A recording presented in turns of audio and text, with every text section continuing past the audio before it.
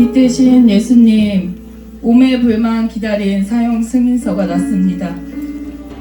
사형 승인서가 나기까지 고군분투하신 목사님 사모님께 한량없는 복을 쏟아 부어 주시옵소서. 너희는 성도들과 선지자들의 터 위에 세우심을 입은 자라.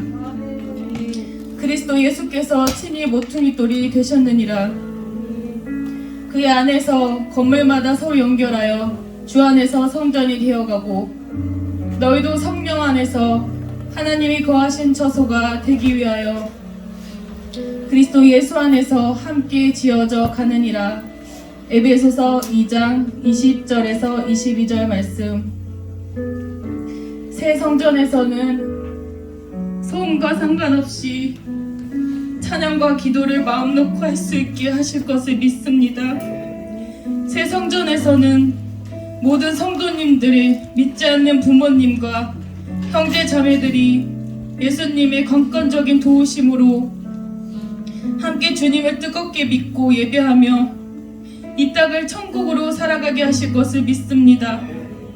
믿지 않는 가족들이 예수님께 돌아와 예수님의 공로로 구원받아 해같은 얼굴로 천국에서 모두 만나며 행복하게 영원토록 살게 하실 것을 믿습니다. 은혜와 평강이 모든 성도님들에게 넘치게 하시옵소서. 평소에도 주님의 말씀을 가까이 하여 기갈하지 않게 하시옵소서. 우리들의 기억은 늘 잊기 쉬우니 복스러운 말씀 또 들려주시오라는 찬양처럼 말씀을 항상 사모하는 하늘꿈 교회 성도님들이 되게 하시옵소서. 하늘꿈 교회 모든 성도님들이 예수님 앞에 흰옷을 입으며 밝고 빛난 본향집에서 길이 함께 살게 하시옵소서. 누구든지 목마르거든 내게로 와서 마셔라. 나를 믿는 사람은 성경이 말한 대로 그의 배에서 생수의 강이 흘러나올 것이다. 요한복음 37절 38절 말씀을 사모하는 성도님들에게 주의 은혜가 풍족하여 넘치고도 넘치는 은혜로 목마른 자 하나 없이 해갈의 기쁨을 맛보게 하시옵소서. 목사님, 사모님, 전 성도님들에게 은혜의 담비와 세임을 허락하시옵소서. 세대교체가 되어가는 중입니다. 유다미부터 휘민이까지의 다음 세대에게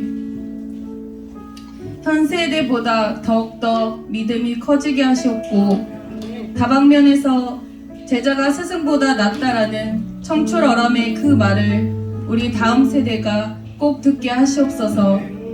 다음 세대를 너무나 사랑하시는 주님께서 다음 세대를 강력한 믿음의 군사로 키워주셔서 하늘꿈 교회의 새 성전이 어떻게 지어졌는지 아는 다음 세대가 이 교회를 꼭 지키고 부흥케 하는 역사를 다음 세대를 통하여 이루시옵소서. 단 위에 세우신 귀한 이호성 목사님을 강권적으로 주님께서 붙드시옵소서. 주님의 주옥 같은 말씀이 선포되게 하시옵소서. 말씀을 듣는 우리들도 말씀이 마음판에 새겨지게 하시옵소서. 목사님, 사모님께서 어딜 가나 대접받게 하시고 좋은 사람들 주위에 많게 하시고 예수님의 일을 내일처럼 목사님과 사모님의 구령에 한마음 한뜻으로 나아가는 성도님들에게 복의 복을 더하여 주시옵소서. 목사님, 사모님의 보석 같은 자녀들 이희민, 이한비, 이슬비 있습니다. 목회자의 자녀이자 주님의 귀한 아들, 딸입니다. 각자의 이름대로 주님 귀히 사용하여 주시옵소서. 이 아름다운 예배를 주님께서 받아주시옵소서.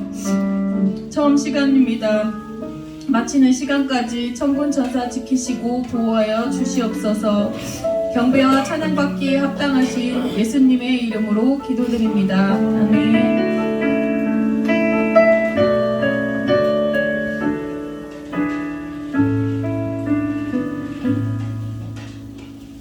교독문 67번 잠언 3장 교독하시겠습니다.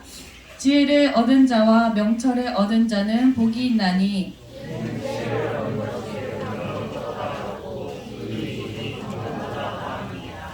지혜는 진주보다 귀하니 내가 사모하는 모든 것으로도 이에 비교할 수 없도다.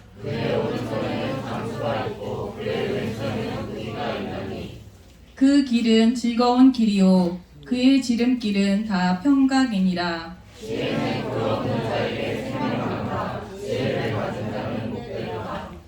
여호와께서는 지혜로 땅에 터를 놓으셨으며 명찰로 하늘을 견고히 세우셨고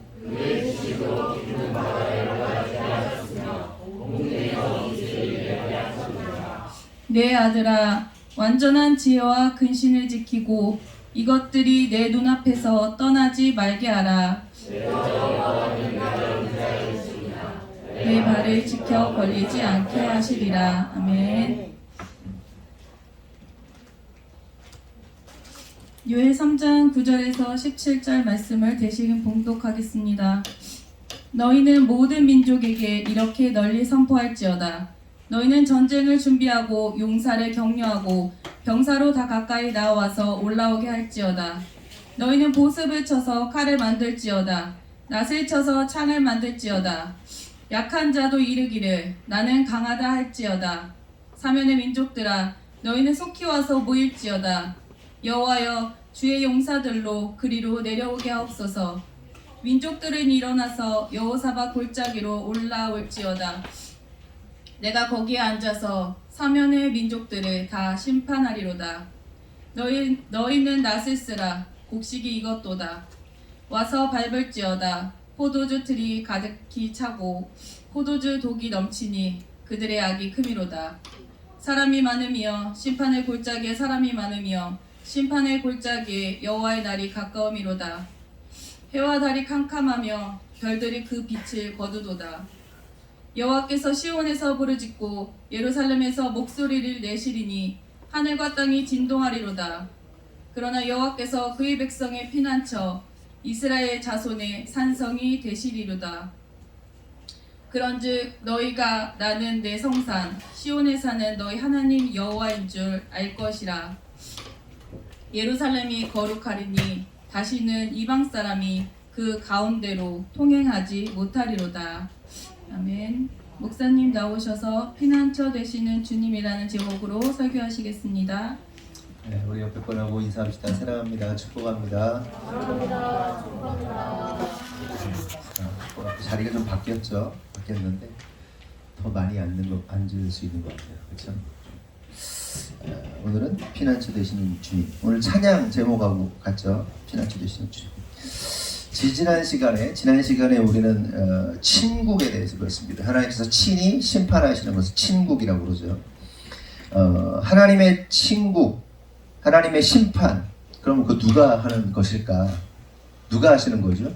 마지막 때 그 하나님의 심판을 누가, 정확하게 말하면 누가 하시는 거죠? 예수님께서 하시는 거죠. 예수님께서. 다시 말해서 아버지 하나님께서 당신의 아들 예수 그리스도, 그러니까 죽으셨다가 부활하시고 사망 권세를 이기신 예수님께 당신의 심판을 위임하십니다. 그 권세를, 심판의 권세를 위임하시게 되는 거예요. 그래서 다시 오실 예수님은 초림과 다르게 심판주로, 철저하게 심판주로 임하시게 되는 거예요. 그러니까 초림 예수님의 모습은 어때서? 뒤에 좀 설명하겠지만 우리 예수님께서 능력도 행하시고 병도 고치시고 기적도 일으키셨지만 그 외의 모습을 보면요, 별 볼 일 없었어요. 그러니까 위대한 일도 하셨지만 사람들이 볼 때, 위정자들이 볼 때는 그냥 몰려다니는 패거리에 불과했단 말이에요. 음식 얻어먹고 돌아다니고 그냥 들어 누워가지고 맨날 음식 먹고 포도주 마시고 그냥 그랬단 말이에요. 이야기하고 그냥 얘기만 계속 하고 앉았고. 예수님 별게 아니었어요. 사람들이 볼 때. 그런데 다시 오실 예수님은 심판자, 완전히 다른 포지션에 예수님 오시는 거예요. 그래서 그 심판하러 오시는 예수님 앞에서는 자신의 죄를 숨기거나 가리거나 위장하거나 변명하지 못하고 직고하게 될 것이다. 이실직고하게 될 것이다라고 지난 시간에 나누었습니다. 관련해서 계시록 1장 12절에서 16절을 보면 다 같이 한번 읽어볼까요? 시작.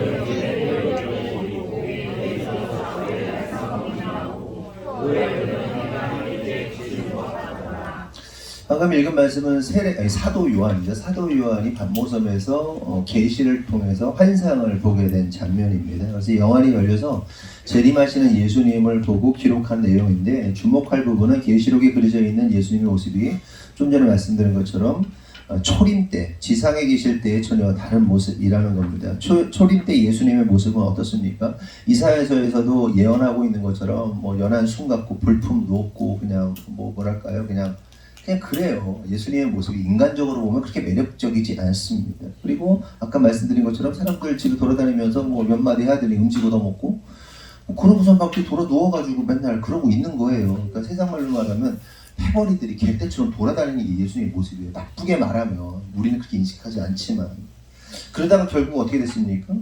힘 없이 그 막 대단한 일 해가지고 막 대단하게 엄청난 일을 할 것 같지만 결국 힘없이 십자가에서 죽으신 모습이 초림 예수님의 모습이었단 말이에요. 하지만 다시 오실 예수님, 계시록에 기록된 재림 예수님은 영광 중에 계시고 심판 중에 심판주로 임하시고, 또한 그의 존귀와 위엄을 가늠할 수 없는 그 눈빛이 불꽃 같고 그 입에서는 날선 검이 나오는 아주 무시무시한 심판자의 모습으로 나오는 것을 볼 수 있습니다. 한번 상상해 보세요. 여러분들이 눈이 불꽃 같은 사람 앞에서 불꽃 같은 그 분 앞에서 사람이 거짓말을 말하거나 아니면 뭐 숨기거나 그럴 수 있을까요? 공의와 정의와 존귀와 위엄이 가득한 그 불꽃 같은 눈빛 앞에, 그리고 그 입에서 막 어마무시한 검이 나오는 그 말씀 앞에서 촌철살인이죠. 그냥 말로 그냥 한 마디 던지면 그냥 막 쓰러져. 그냥 막 그 말 한마디 한마디에 그냥 기절을 해버려. 그냥 막 오줌을 지리고 막 똥을 싸고 막 세상 말로 그런 분 앞에서 누가 속일 수 있겠냔 말이에요. 우리 강문수 집사님 딱 나와가지고 눈 불알이면서 한번 해봐요. 그냥 뭐 얼마나 무섭게? 안 무서워요? 옛날엔 무서웠을까? 요즘은 안 무서울까? 그렇죠? 한번 그 성인 남자가 눈을 부라리면서 한번 이렇게 해봐요. 막 무서운 거예요. 건다리 한번 이렇게 한번 째려보세요. 막 무서운 거였는데 그거하고 비교도 되지 않을 만큼의 어마어마한 강렬한 눈빛으로 막 말 한마디 탁 던지면 그냥 쓰러질 정도로 무서워서 막 그냥 기절할 정도의 그분 앞에서 누가 주님을 속일 수 있겠냐 하는 겁니다.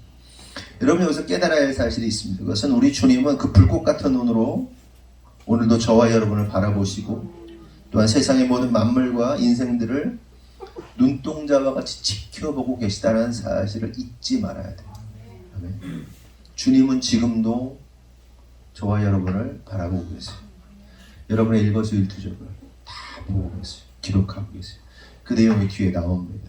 그러면서 좀 전에 읽었던 말씀 바로 11절 읽진 않았는데 11절 말씀에 보면 이런 말씀이 나와요. 7교회에 대해서 언급을 하시는데, 이르되 내가 보는 것을 두루마리에 써서 에베소, 서머나, 버가모, 두아디라, 사데, 빌라델비아, 라오디게아 등 7교회에 보내라 하시기로, 이렇게 편지를 보내라고 말씀을 하세요.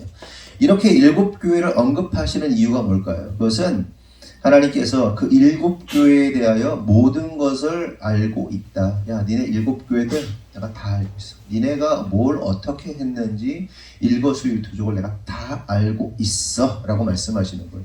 그럼 왜 하나님께서는 7교회에 대해서 다 아신다고 말씀하시는 걸까요? 먼저 7교회가 가진 의미를 먼저 알 필요가 있어요. 7교회는 뭘 의미하는 걸까요? 7교회는 모든 교회를 말하는 거예요. 시대를 막론하고 지역을 막론하고 시대와 지역과 그 하나님을 믿었던 모든 자들이 뭡니까? 그들이 교회란 말이에요. 한 사람 한 사람이 교회인데 그 7교회는 모든 교회를 대표하고 있는 모습입니다. 그러니까 결국 하나님께서 7교회를 아신다는 것은 뭐예요? 모든 교회를 아신다. 저와 여러분 한 사람이 교회인데 내가 너의 모든 것을 알고 있다는 것을 의미하는 겁니다. 그러니까 모든 세대, 모든 시대, 모든 장소에 있던 성도들의 마음과 행위를 빠짐없이 알고 계신다. 그러니까 교회인 성도들이 어떤 마음으로 신앙생활을 했는지, 누가 주님을 진정으로 사랑했는지, 누가 주를 위해 살고 주를 위해 죽고 주를 위해 헌신하고 섬기고 봉사하고 사역했는지, 누가 하나님의 마음을 시원케 했는지, 누가 하나님의 마음을 아프게 했는지, 너희들의 그 모든 행위와 생각과 마음과 의도를 내가 다 알고 있다라는 이야기예요. 이게. 여러분 깨달아야 되는 거예요. 깨달아야 돼요.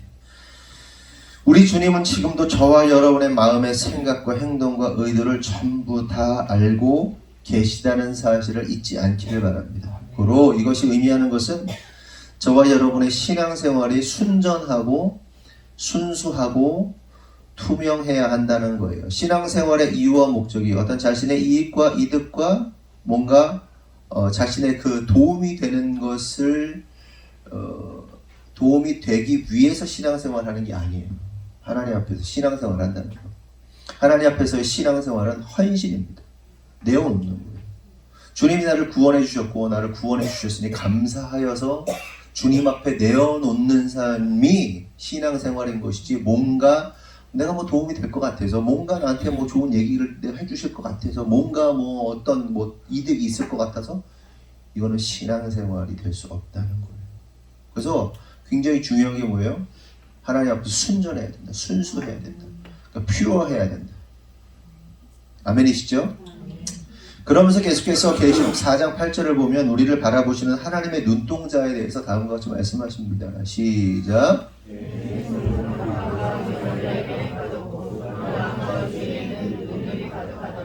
그들이 밤낮 쉬지 않고 이르기를 거룩하다 거룩하다 거룩하다 주 하나님 곧 전능하시니여 전에도 계시고 이제도 계시고 감사하시리시니라. 생각해보세요. 예수님이 이렇게 다 계시는데 네 생물이 있대요. 네 생물. 아마 천사인 것 같아요. 네 생물이 있는데, 생물이 아마 천사 같은데 뭐 알 수 없어요. 뭐 천사라고 하는 사람도 있고 뭐 어떤 생물이라고 표현하는. 생물이 있는 날개가 달렸대. 날개가 몇 개? 각각 6개씩 달렸대. 보통 우리 날개, 새들 날개 2개잖아요. 근데 뭐 이렇게 제가 생물이야. 이렇게 날개가 6개가 이렇게 딱 있어. 쫙 펴 있는데 그 날개에 눈이 막 달려 있어. 눈이 여기 비늘 달린 것처럼, 뭐 깃털 달린 눈이 막 쫙 달려 있는 거야. 그 내 생물이 이렇게 그러면서 뭐라고 그래? 거룩하다 거룩하다 거룩하다 거룩하다 거룩하다 거룩하다. 날개가 얼마나 큰지도 모르겠어. 어마어마한 눈이 막 달려 있는 거야. 굉장히 귀해야죠. 어마어마하게 귀겨야죠. 여러분 눈이 달려 있는데, 여러분 눈의 목적이 뭐겠어요? 눈. 여러분 눈 왜 뭐예요? 뭐 하려고 눈 달려 있어요? 눈으로 뭐 해요? 보는 거죠. 눈으로 보고 정보를 기억하죠. 눈으로 보죠.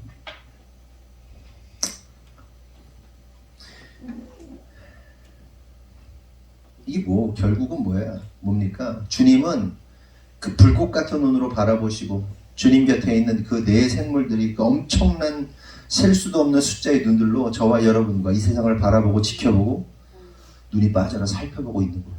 눈이 막. 그래서 어떤 분이 애니메이션으로 만든 걸 본 적이 있어요. 그 네 생물에 대해서. 징그러워. 천사같이 날개가 막 달려있는데 보신 분 있으세요? 눈이 막 꼼꼼꼼꼼 하면서 막 바라보고 수없이 달리는 거. 엄청 징그러워. 뭐 하는 거예요? 우리 지켜보고 있는 거예요. 지켜보고, 주님도 지켜보시는데 뒤에 나오거든요. 그 네 생물들이 지켜보고 있는 거예요. 하나도 안 놓쳐요.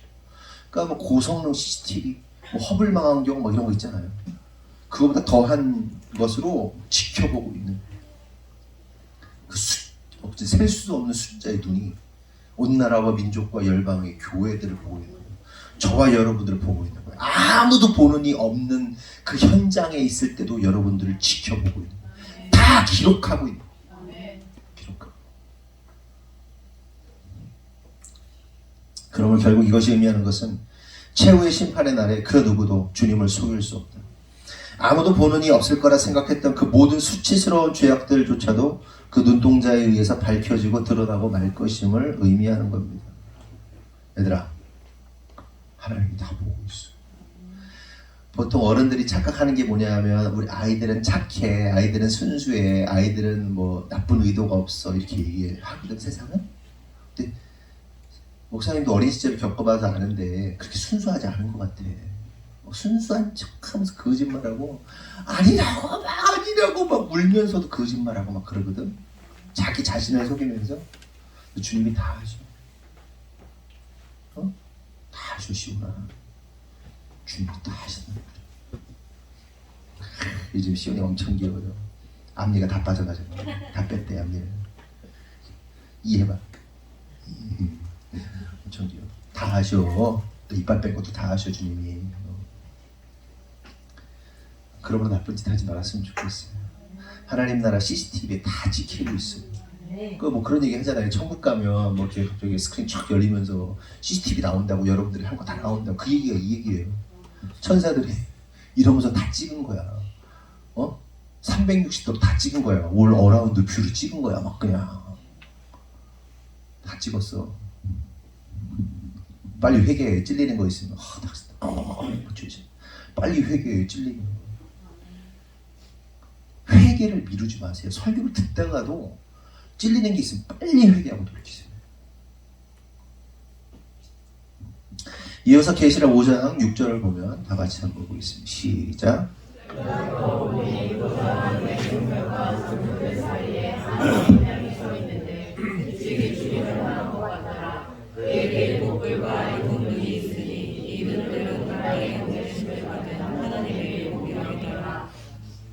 눈이 또 나와요. 그러니까 아까 내생물에 셀 수도 없는 눈에다가 또 뭐 눈이 우리 예수님이 눈이 몇 개가 있대요? 우리 예수님 눈이 7개 또 있대요. 어린 양이신 예수님에게도 7개의 눈이 있다. 그러니까 눈이 2중, 3중, 4중, 5중, 7중, 100중, 8중, 뭐 200중, 300중, 500중 막 다 바라보고 있는 거예요. 그러면 갑자기 궁금해지는데 그 눈의 성능이 얼마나 좋을까? 우리 카메라 보면 카메라의 성능이 있잖아요. 아까 잠깐 화장실 갔다 오는데 이한비가 이게 뭐 화소가 어떨까요? 뭐 그러면서 카메라 화소 막 그런 얘기 하더라고. 했지? 카메라 화소 요번에 갤럭시 몇이에요? 24? 24가 뭐 엄청 좋더라고요. 그거는 난 진짜 이번엔 24는 갖고 싶더라. 난 핸드폰 갖고 싶다는 생각 안 하고. 그리고 우리 이나 집사님이 저 주신 걸로 계속 잘 쓰고 있거든요. 그러니까 전에 이렇게 쓰더니 고장나가지고. 근데 난 만족해요. 핸드폰에 대해서 별로 관심이 없어요. 근데 만족하고 쓰고 있는데 거기 AI 기능 탑재됐더라고. 저 뭐 삼성으로부터 뭐 받은 거 없어요? AI 기능 탑재돼가지고 요즘에는요 그냥 이렇게 요즘에 외국에 나가면 그냥 그런 것도 있더라고. 핸드폰으로 안 하고 이렇게 들고 다니면서 외국 사람이 그냥 얘기하면 이렇게 들고 있으면 이 사람이 바로 통역이 돼서 나오고 나도 얘기하면 이걸로 그냥 통역되고 그래서 여행 다니는데 전혀 문제가 없더라고. 근데 AI 기능도 한번 써보고 싶기도 하고 언어 기능도 있고 막 뭐 그래요. 그래서 되게 갖고 싶더라고. 근데 어쨌든 눈 얘기하다가 샜는데 눈의 성능이 얼마나 대단할까? 여러분 어느 정도 대단할 거라고 생각이 드세요? 바라보시는 눈, 하나님 아니 뭐 천사들이 바라보는 눈이 뭐 상상하고 가늠할 수 없겠죠. 근데 성경에 그런 표현이 나와요. 마태복음 10장 30절 보면 너희에게는 머리털까지 다 세신 바 되었나니 라고 나와요. 그러니까 하나님 바라보시면 저와 여러분의 머리카락 숫자까지 다 일일이 셀 정도로 셀 뿐만 아니라 카운트가 가능한 게 진짜 중요한 거죠. 카운트가 가능하고 보고 머리에 있는 그 모든 것까지 보여줘요. 대충이 아니라 온전히 바라볼 수 있을 정도로 대단하다는 겁니다. 그리고 그걸 다 기록한다는 거예요. 우리가 순간 어떤 뭔가를 판단할 때도 온갖 생각들이 왔다 갔다 하잖아요. 그 모든 생각들까지도 다 보신다는 거죠. 여러분 우리가 이러한 사실을 통해서 깨달아야 할 사실이 있는데 그것은 우리 믿는 자들이 진짜 주님을 알아가면 알아갈수록 두렵고 떨림으로 조심스럽게 신앙생활을 하게 된다는 것이고 반대로 주님을 잘 모르면 또한 모를수록 경거망동하고 아무 생각 없이 죄 지으면서 살아가게 된다는 거예요. 그래서 주님께서 오늘도 나를 눈동자와 같이 바라보심을 믿는 자들은 죄를 함부로 쥘 수 있어요, 못 져요? 못 찢게 되는 거예요. 이렇게 턱 걸려, 걸려서 물론 인간이라는 게요, 마음에 걸려도 죄를 더 잘 져. 근데 걸려, 일단 걸려서 멈칫하는 거예요. 멈칫. 제가요, 평상시에 말을 잘 못합니다. 설교 시간에는 이 텍스트가 있으니까 어떻게 설교를 하는데, 평상시 대화를 하려면 대화를 잘 못해요. 왜 그러냐면 말 실수할까봐 제가 잘 말을 못해요. 말을 하려다가도 생각이 많아져요. 굉장히 많아져요. 그래서 그냥 무슨 말을 하려다가도 멈춰. 그 얘기가 정상적인 얘기일까, 좋은 표현일까, 뭐 이런 것 때문에 턱 막히거든요. 그런 거 경험하시는 분도 있어요? 턱 막혀요. 그래서 말을 잘 못해요. 이 표현이 부담되지 않을까? 이게 상처가 되지 않을까? 뭐 이런 게 있어요. 그래서 말을 잘 못해요. 못하는데 어떨 때 말이 막 터질 때가 있어요. 막 터질 때는 뭐냐면, 그냥 느끼는 대로 표현하자. 그냥 말하자. 그러면요, 막 쏟아내요. 미친 듯이 막 그래요. 그런 경우는 많지는 않은데, 그리고 제가 1대1로 사람하고 얘기하는 거 되게 힘들어하거든요. 그런데 그 어색함을 없애기 위해서 그냥 무장해제하자. 그냥 의식의 흐름대로 쏟아내자. 그럴 때는요, 말을 막 하는데 일단 툭툭 막히거든요. 그러니까 믿는 사람들도 그래요. 하나님 앞에서 하나님이 나를 바라보고 계시다는 의식이 분명하면요, 이게 브레이크가 자꾸 걸려요. 행동에 브레이크가 걸려요. 근데 하나님에 대한 의식, 하나님이 나를 바라보신다는 생각이 없으면요, 그냥 의식의 흐름대로, 죄성의 흐름대로 막 달리는 겁니다. 행동하고 말하고 막 그냥 막 지 편한 대로 막 하는 거. 지 편한 세상, 자기 편한 세상, 그렇게 살아가게 된다는 거예요. 그럼 여러분은 어떻게 사십니까? 주님께서 저와 여러분의 일거수일투족을 전부 아시고 바라보심을 믿기에 거룩하게 살려고 애쓰십니까? 아니면 주님의 시선을 무시하면서 살고 계십니까? 생각합니다. 주님이 바라보고 있다는 의식이 있는지, 내가 코람데오 주님의 임재 앞에서 내가 살아가고 있는지 생각 좀 해보자는 거예요. 정말 너는 어떤 거 같냐? 너는 어떤 거 같아? 모르겠어? 그럼 오늘부터 좀 의식을 갖고 살아야겠지? 네가 잘못했다는 게 아니라 인성아, 어떠니? 그치? 주님이 바라보신다는 그 의식을 갖고 살아야 되지 않겠니? 그치? 유진아, 눈을 피해. 눈을 싹 피하네 갑자기. 그래 되겠지? 이슬비에 그래야 되지 않겠냐? 그렇게 살아야 돼. 주님이 나를 바라보고 계시고, 주님이 나를 지금 보고 계신다. 이 의식이 없으면요, 그냥 막 살아요. 아무 생각 없이 살아요. 경거망동해요.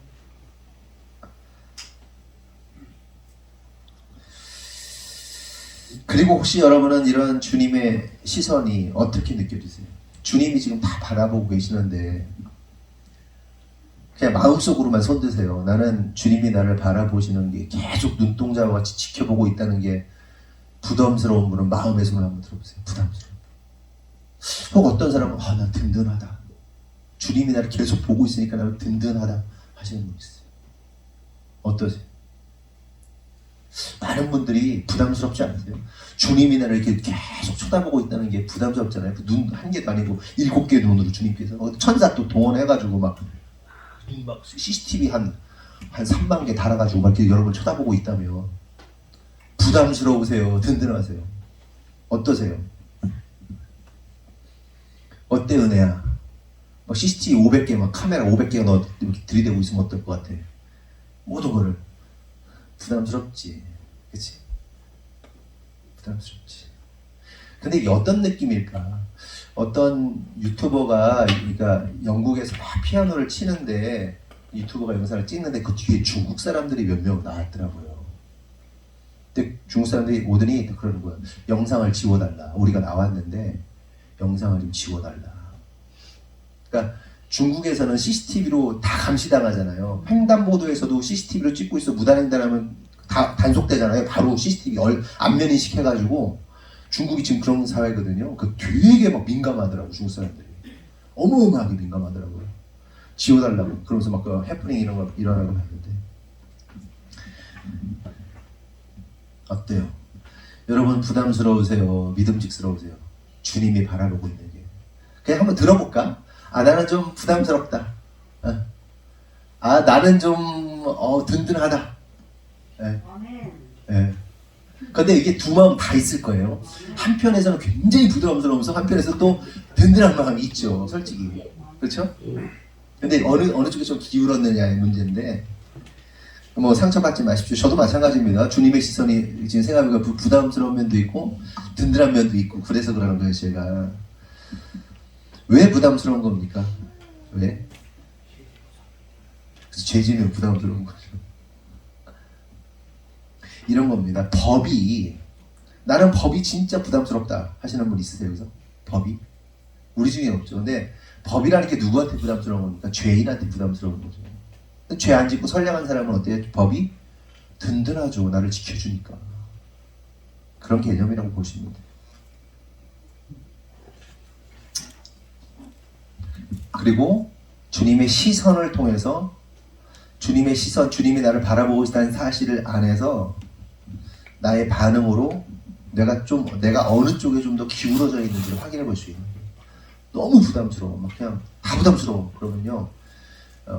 죄의 영역으로 더 많이 가 있는 거고요. 그렇죠? 주님의 시선이 막 좋으면 주님의 은혜의 영역으로 더 많이 가 있는 거예요. 그걸로 자신의 영적 상태를 가늠해 볼 수 있는 거예요. 그렇죠? 뭐 손가락 갈질할 필요도 없어요. 우리가 다 똑같은 인간이죠. 제가 하고 싶은 얘기 뭐겠어요? 그러면 부담스러운 분들은 거룩해지세요. 회개하시면요 자유로워지는 거 아니에요. 회개하고 주님 앞에 엎드리면 자유롭고 은혜의 영역으로 더 가는 거 아니에요. 그렇게 자유를 입으란 말이에요. 왜 주님 피해 다니냔 말이죠. 아담과 하와가 범죄하니까 주님의 시선을 피해서 도망다녔단 말이에요. 도망다니지 마세요. 회개하세요. 돌이키세요. 그럼 되는 거예요. 아멘이시죠? 계속해서 우리가 살펴볼 것은 하나님께서 무엇을 어떻게 심판하시는가, 그리고 그 가운데 하나님께서 허락하시는 피난처에 대해서 좀 살펴보도록 하겠습니다. 요엘서 3장 9절에서 11절 다 같이 시작. 너희는 모든 민족에게 이렇게 널리 선포할지어다. 너희는 전쟁을 준비하고 용사를 격려하고 병사로 다 가까이 나와서 올라오게 할지어다. 너희는 보석을 쳐서 칼을 만들지어다. 낫을 쳐서 창을 만들지어다. 약한 자도 이르기를 나는 강하다 할지어다. 사면의 민족들아 너희는 속히 와서 모일지어다. 여호와여 주의 용사들로 그리로 내려오게 하옵소서. 이게 어떤 상황이냐면요, 하나님께서 그 구원받은 자들에게 말씀하시는 거예요. 야, 너희는 모든 민족에게 알려. 그러니까 인성이가 하나님의 구원받은 백성이야. 인성이 들면 내가 하나님인데, 인성아 네가 가서 얘기해. 여기 모든 이방 민족한테 얘기해. 뭐라고 얘기하는 거예요? 전쟁 준비해. 네가 얘기하는 거야. 인성이가 하나님의 사람이고 나머지는 그 우상 숭배하는 자들이야. 적들이야. 야, 전쟁 준비해. 그러는 거야. 전쟁 준비해. 니들 다 전쟁 준비해. 전쟁 준비해. 어떻게? 야, 용사들, 니네들 중에 용사 있자 격려해가지고 전쟁 나오라고 해. 네? 그리고 야, 니들 보습으로 이게 저기거든요. 이게 농기구인데 보습 이제 농기구 쓰지 말고 칼 만들어. 나 있잖냐, 나 창을 만들어. 그리고 약한 애들도 있잖아. 야, 니들 강해. 야, 니는 강해. 넌 이슬비는 약하지 않아? 막 강해. 막 그런 이방인들이야 지금. 강해. 와, 야, 다 모여. 여우사박 골짜기로 다 모여. 이 얘기하는 거예요. 내가 하나님의 용사들에게 말하는 거예요. 너가 전달할 때 어떻게 전달해? 전쟁 치러야 되는데 지금 얘기한 것처럼 이 약한 자들, 야, 농기구, 야, 괜찮아. 야, 다 와. 야, 싸울 수 있어. 격려하면 싸울 수 있어. 그러는 거예요. 온 이방 민족에게. 이해되셨죠? 그럼 궁금한 것은 하나님은 도대체 왜 열방 나라들을 호출하고 이렇게 막 격려까지 하면서 싸우라고 인성이하고 싸우라고 하나님의 백성을 싸우라고 왜 호출하는 것입니까? 다시 말해서 그것은 모든 열방의 나라들이 하나님의 백성들을 공격하라고 주라는 거예요. 공격하라고. 하나님하고 대적하라고. 하나님의 백성과 대적하라고. 그러니까 하나님의 대적들, 하나님의 백성들을 미워하는 나라와 민족들에게 하나님의 백성들을 치러 올라오라고 호출하는 겁니다. 그러면 궁금한 것은 왜 하나님은 열방의 나라들에게 백성들, 하나님의 백성들을 치러 오라고 하시는 것일까? 그 이유는 하나님께서 온 세상을 심판하시기 위해서 그러는 거예요. 심판하시기 위해서. 가만히 있는데 심판할 수 없잖아요. 죄악이 있어야 심판할 거예요. 그러니까 정당방 이런 거 하잖아요. 싸우면 네가 먼저 때렸어? 그러니까 때리는 거야? 뭐 이런 거 있잖아요. 여러분 정당방이라는 게 누가 여러분 딱 때렸다고 여러분도 때리면 안 되는 거 아시죠? 그건 정당방이 아니에요. 큰일 나는 거예요. 피하세요. 진짜 생명의 위해가 될 정도의 어떤 무기를 들고 뭐 그럴 때 이게 정당방위가 되더라고요. 큰일 나더라고요. 조심해야 돼요. 그래서 애들 막 싸우고 그러지 마라. 조심해라. 설명을 좀 드리면 이게 무슨 얘기인가? 창세기 3장 15절을 보면 하나님께서 이런 말씀하시죠. 뱀의 후손이 여자 후손의 발꿈치를 상하게 할 것이다 라고 그러고 결국 여인의 후손이 뱀의 머리를 상하게 하는 거죠. 이 얘기 아시죠? 그럼 보세요. 누가 먼저 공격을 했죠? 여인의 후손이 먼저 공격했어요? 뱀의 후손이 먼저 공격했어요? 뱀이 그쵸? 뱀의 후손들, 사탄의 후손들이 여인의 후손 예수 그리스도를 공격하는 모습입니다. 그럼 여인의 후손에 공격당하고 가만히 있던가요? 아니죠. 사단의 머리를 밟죠. 뱀의 머리를 상하게 하는 겁니다. 그러면 여기서 궁금한 것은 하나님은 그렇게 뱀의 후손들이 여인의 후손들을 공격하는 것을 미리 차단하지 않으시고 공격하도록 하신 이유가 뭐냐?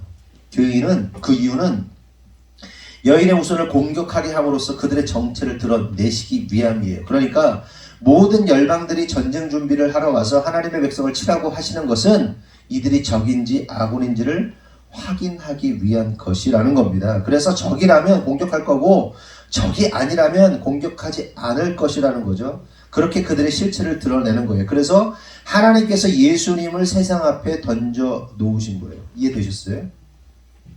하나님께서 당신의 아들을 예수 그리스도를 세상에 던져놨단 말이에요. 왜 던져놓은 거예요?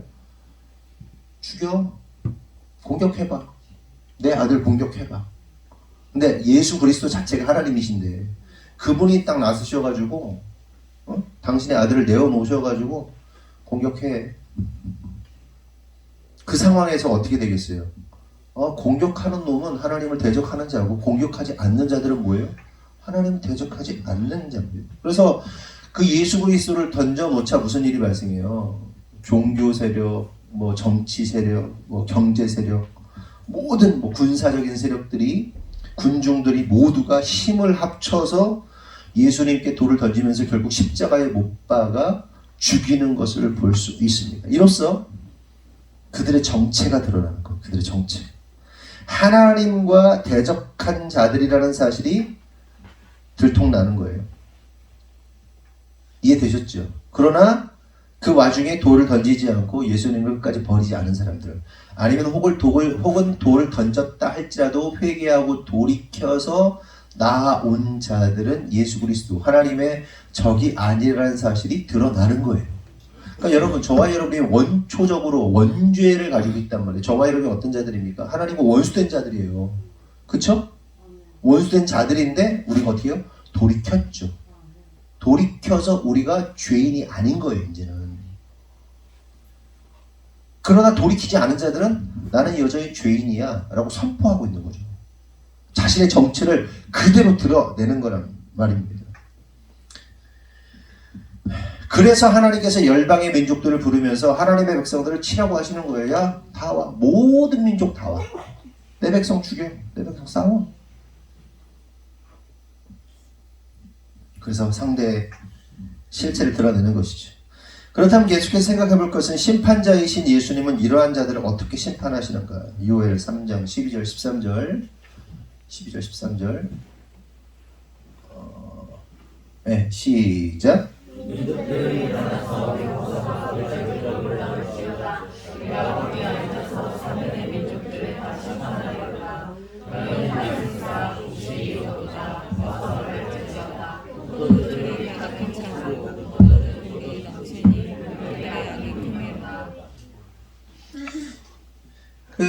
어떻게 심판하신다고요? 마치 다 익은 곡식과 포도를 낫으로 베어서 포도주틀에 가득 넘치도록 담아놓고는 밟아서 즙을 짜는 것처럼 심판하신다라고 말씀하십니다. 그러니까 하나님을 대적한 자들이 이렇게 생각하면 되겠죠.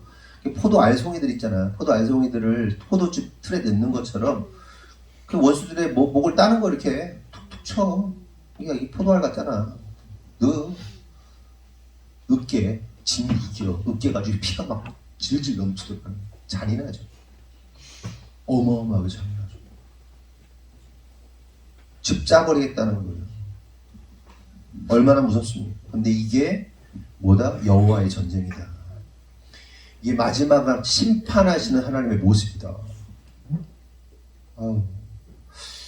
요즘 시대는 하도 잔인한 게 많아가지고 뭐 이게 잔인하게 느껴질지 모르겠는데 어마어마하게 잔인하지 않습니까? 무서운 거예요. 상상해봐. 상상해봐. 얼마나 무서워. 쭉 짜버린대 그냥. 그렇게 될 수 있대. 예수님 잘하면 된다. 응? 무섭지 않아? 실제로 천국하고 지옥 갔다 온 분들이 그 얘기를 해. 지옥 얘기요. 지옥 영상 보신 분들도 있겠지만 어마어마하게 무서워. 하나님이 심판하실 때 그렇게 한대. 무서워 안 무서워? 그렇게 돼.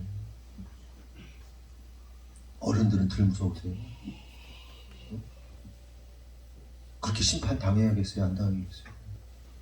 무슨 구전 동화, 구전 그런 얘기 하는 거 아니에요. 성경에 기록된 얘기예요. 그럼 정신 차리고 살아야 돼요.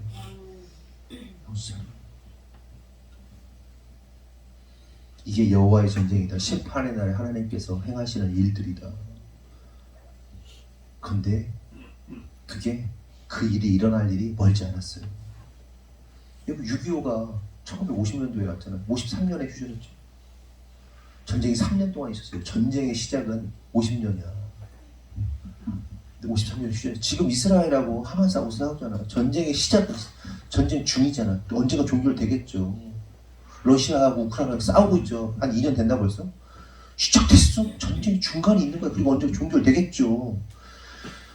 하나님의 심판이 2000년 전에 예수님으로 인하여 시작됐어요. 그 백성, 하나님의 백성, 우리의 모든 백성을 대표하는 예수 그리스도를 내어놨을 때 모든 민족이 와서 예수를 죽였어요. 전쟁이 시작이에요. 전쟁이 시작되면, 그리고 지금 우리는 그 가운데 놓여져 있는 거예요. 그리고 좀 있으면 그 전쟁이 끝나요. 그러니까 최후 종결이 일어난단 말이에요. 근데 전쟁의 소용돌이 속에서 뭐 이런 북한, 남한 막 이럴 때 막 어떤 사람은 북으로 넘어가고 어떤 사람은 남으로 가고 막 이렇게 했단 말이야. 지금 우리가 있는 거야. 회개해가지고 하나님의 나라로 예수 그리스도의 군사 쪽으로 가는 사람이 있는가 하면 회개치 않고 마귀의 군사로 살아가는 사람이 있는 거예요. 그 전쟁의 소용돌이 속에서 막 정신 하나도 없는 생활. 우리가 지금 전쟁 같은 삶을 살아가고 있잖아요. 날마다 막 돈 때문에 막 고민하면서 막 애들 자식 때문에 고민하고 하루하루 살아가는 거 막 대출 빚대 막 빚에 막 그냥 막 정신없이 막 직장에서 사업하면서 막 정신없잖아요. 그때 그 정신없는 순간에 뭐 해야 되는 거예요? 정신없음에 함몰되는 게 아니라 주님께로 가야 되는 거예요. 그 전쟁의 시간이 끝나요. 네? 2000년이나 유속됐는데 아유 종말이나 올까 몰라. 어리석은 생각을 하니까. 그 종말의 시간에 얼마 남지 않았다고 말하잖아요.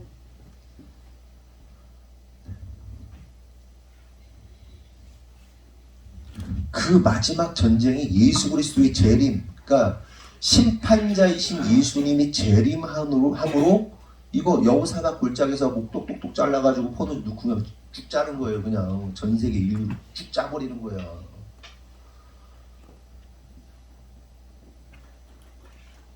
그 마지막 순간에 우리가 놓여져 있는 거예요.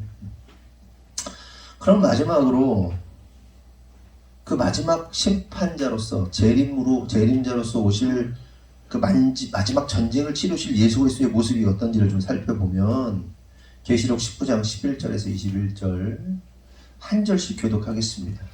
또 내가 하늘이 열린 것을 보니 보라 백마와 그것을 탄 자가 있으니 그 이름은 충신과 진실이라. 그가 공의로 심판하며 싸우더라.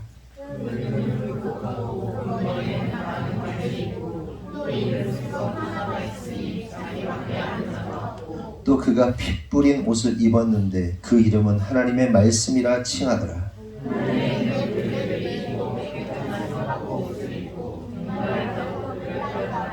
그의 입에서 예리한 검이 나오니 그것으로 만국을 치겠고 친히 그들을 철장으로 다스리며 또 친히 하나님 곧 전능하신 이의 맹렬한 진노의 포도주 틀을 밟겠고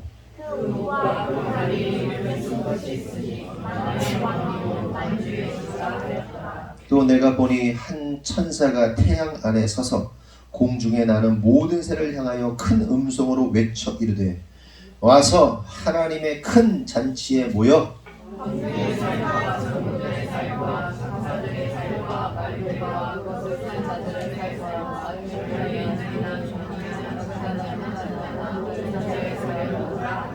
또 내가 봄에 그 짐승과 땅의 임금들과 그들의 군대들이 모여 그 말 탄 자와 그의 군대와 더불어 전쟁을 일으키다가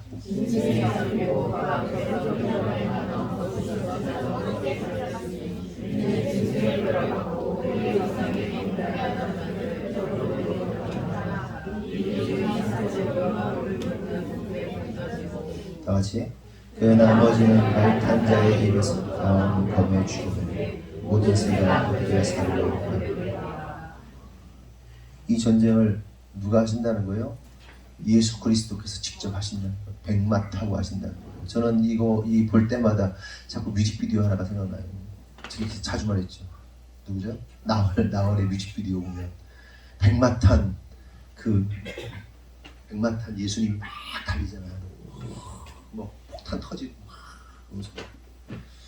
그 예수님이 달려가신단 말이에요. 그리고 그 소녀를 구하죠. 저와 여러분을 구하시고 전쟁하시는 거예요. 하늘에 막 군대들이 백마탄자들이 막 싸우는 거예요. 어마어마한 전쟁을 치르는 거예요. 여러분 우리의 눈에는 지금 전쟁이 안 일어나고 있지만 지금 어마어마한 영적 전쟁이 지금 일어나고 있지 않습니까? 어떤 사람들은요 그냥 쾌락과 즐거움으로 인생을 던져버려요. 마귀에게 그렇게 던져버려요. 그러나 하나님의 백성들은 오늘 또 회개하며 주님 앞에 거룩과 또한 겸손과 주님 앞에 은혜를 구하면서 나아간단 말이에요. 지금 어마어마한 영적 전쟁. 오늘 아침에도 제가 제 아내하고 이런 얘기를 했어요. 여보 우리는 저 같이 둘이 얘기를 하는데 우리 세대만 해도 하나님의 은혜를 알았는데 우리 다음 세대들 그리고 우리 자녀들이 정말 하나님의 은혜와 하나님의 그 사랑을 알고 신앙생활 잘 할 수 있을까? 이 걱정을 하면서 얘기를 했어요. 이제 화장실 들어가서 얘기를 하는데 진짜 주님의 은혜로 사는 거 말고 그 더한 은혜가 어디 있습니까? 진짜 걱정이거든요. 다음 세대들이 오늘 기도했지만 신앙을 가지고 믿음을 지키면서 살아갈 수 있을까에 대한 정말 걱정이 많이 되거든요. 정말 걱정 많이 되거든요. 생각 별거 없거든요. 그러니까 예수 그리스도의 은혜, 십자가의 은혜를 잘 알지 못하고 살아가는 것만큼 끔찍한 게 없어요. 그래서 제가 살아온 세월들을 생각해봤어요. 제가 살아온 세월도 참 우여곡절이 많죠. 우여곡절이 많아요. 막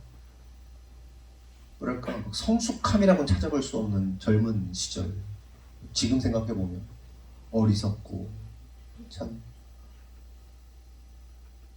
우리 자녀들은 어떨까 고민이 너무 돼요. 진짜. 그런데 참 은혜로 내가 목사 짓을 하고 있구나. 제가 제 스스로에 대해서 하는 표현이에요. 네가 목사를 하고 있구나. 하나님 떠나지 않고 열심히 신앙생활을 하고 있구나. 목사로서. 그게 진짜 은혜더라고요.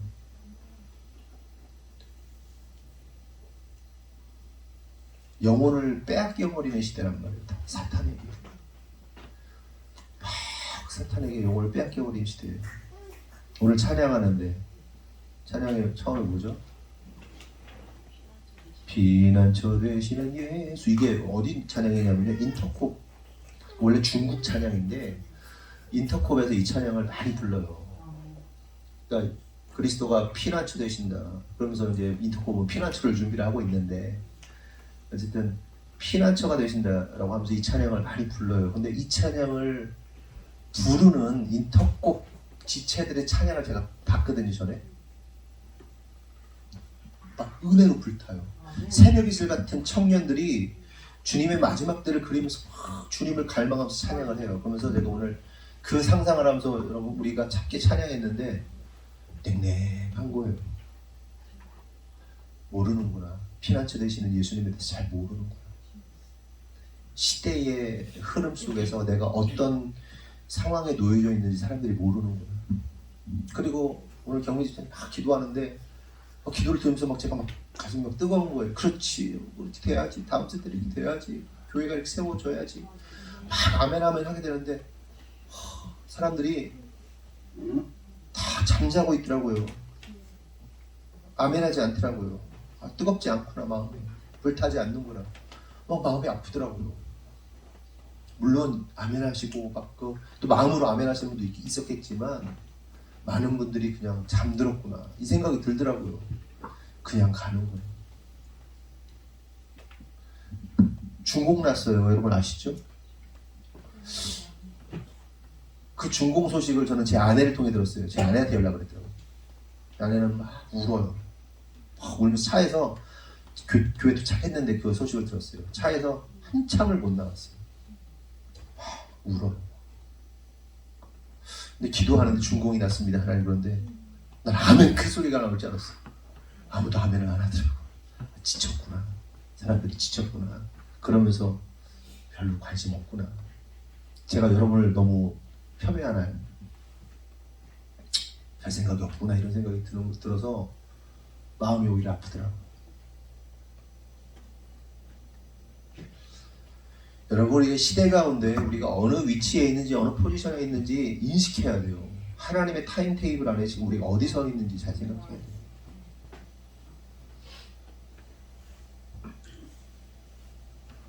마음을 새롭게 해야 된단 말이죠. 그리고 더 뜨거워야 돼. 더 열정이 있어야 돼. 더 주님 사모해야 돼요.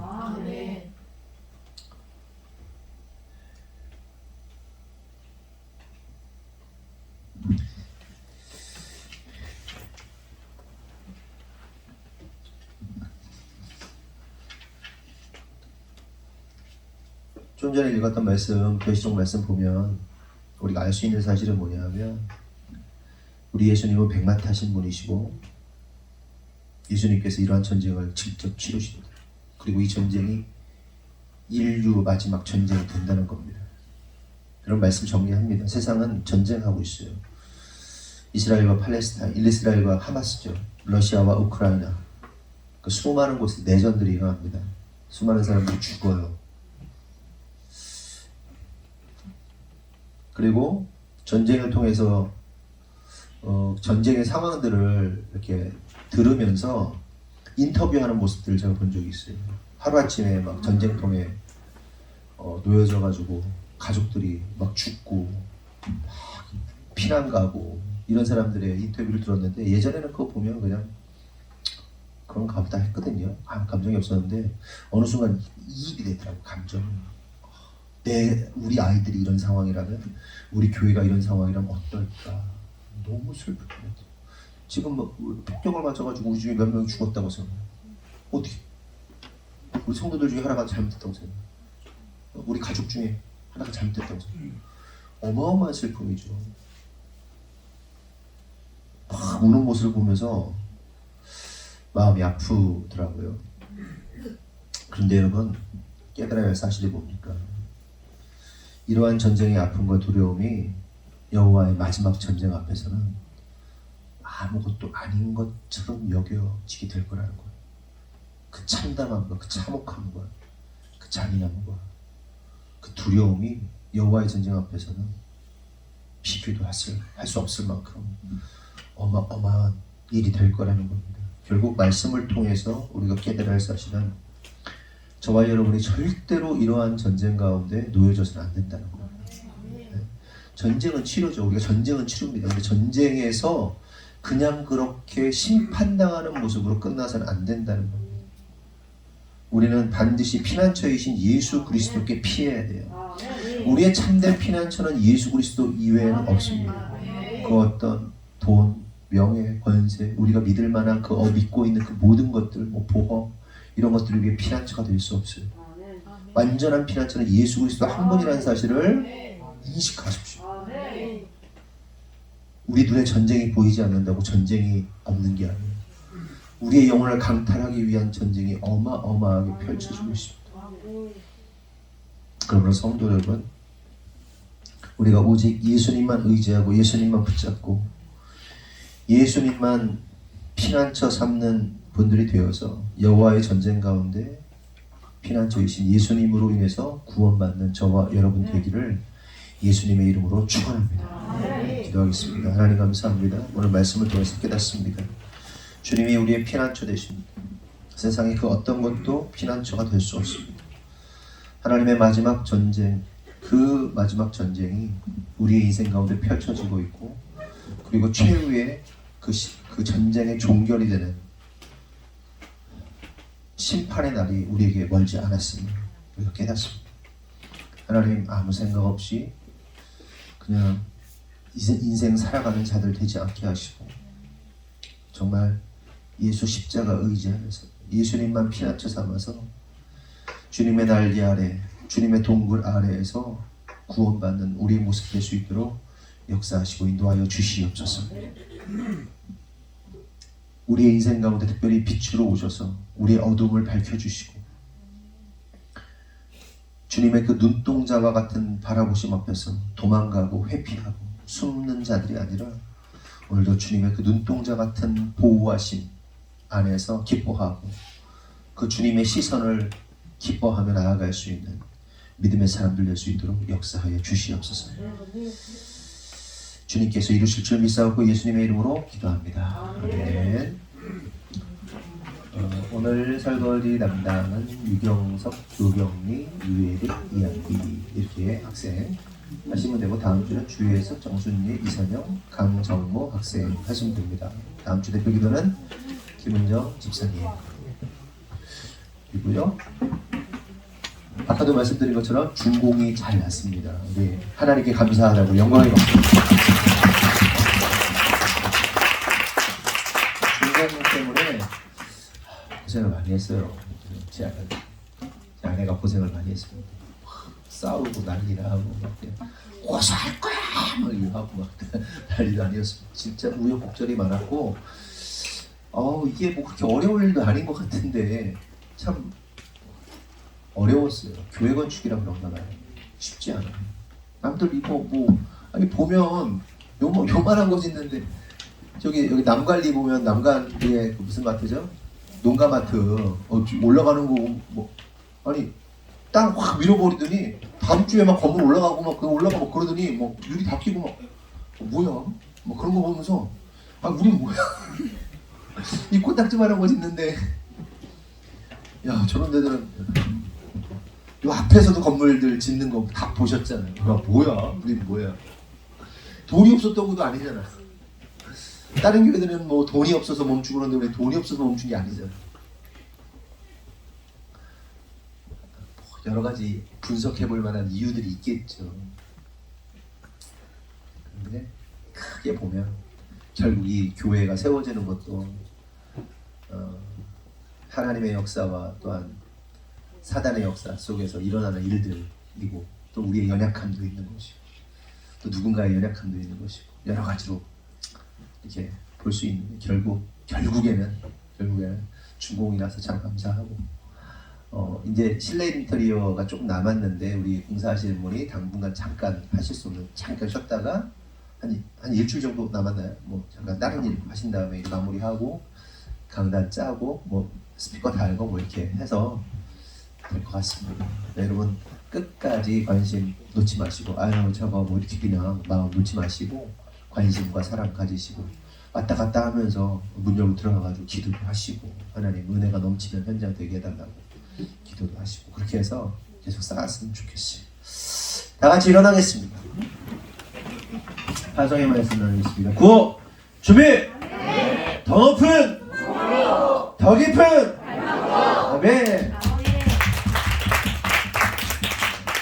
기도하겠습니다. 하나님. 하나님 감사합니다. 우리가 간절히 기도하는 것은 하나님 오늘 말씀을 통해서 우리의 신앙이 새롭게 되기를 간절히 원합니다.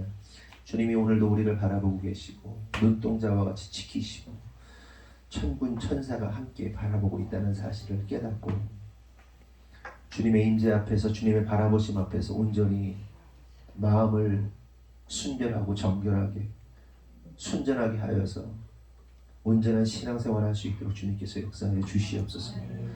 우리 가운데 오늘 말씀을 듣고 마음에 찔리고 회개하고자 돌이키고자 하는 성도들이 있다면 그들에게 용기 주시고 주님 앞에 엎드릴 수 있도록 주님 앞에 회개할 수 있도록 하나님 회개의 영을 부어 주시옵소서. 그리하여 주님의 시선 앞에서 도망가는 자들이 아니라 주님의 시선을 향하여 달려나갈 수 있는 믿음의 사람들 될 수 있도록 역사하여 주시옵소서. 하나님, 우리는 종말의 때에 살고 있습니다. 종말이 가까웠습니다. 개인의 종말도 있고 인류의 종말도 있습니다. 어쨌든 간에 종말입니다. 그 종말의 시간 앞에서 얼마 남지 않은 시간 속에서 우리가 정신을 차리고 마음을 다잡고 주님의 은혜를 구할 수 있는, 정말 주님과 더욱더 가까워질 수 있는 우리 성도를 될 수 있도록 주님 역사하시고 인도하여 주시옵소서.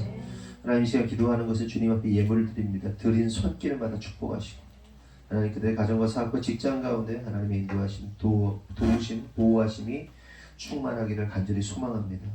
하나님, 경기가 좋지 않고 참 어려운 시대에 있지만 그럼에도 불구하고 하나님의 백성들, 하나님의 사람들은 이 어려움 속에서도 하나님 피할 길을 준비하시고 예비하신 줄 믿습니다. 다 어렵지 않게 넘어가게 하시고 지혜를 허락하셔서 하나님 앞으로 그 어려움 속에서도 하나님의 기회를 찾고 하나님이 이루시고자 하는 일들을 위하여 자신의 인생과 시간과 물질을 사용할 수 있는 참된 믿음의 사람들 많이 나올 수 있도록 축복하여 주시옵소서.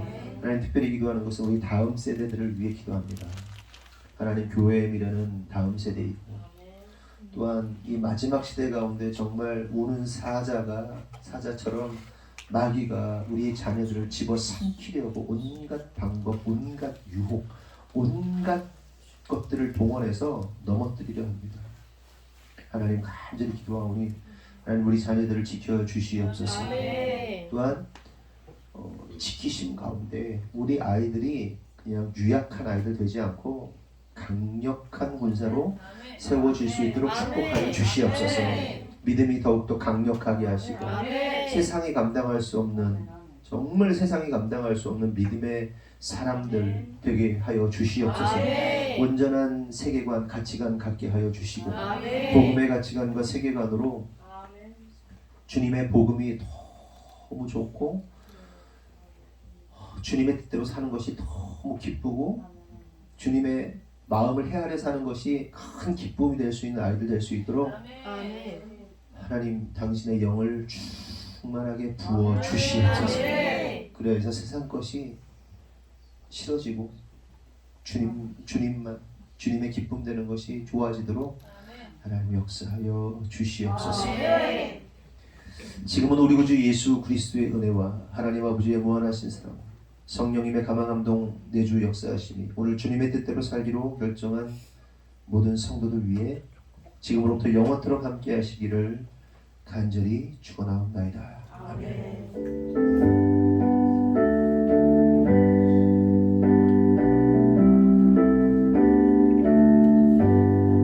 하나님께 영광의 박수를 드리겠습니다.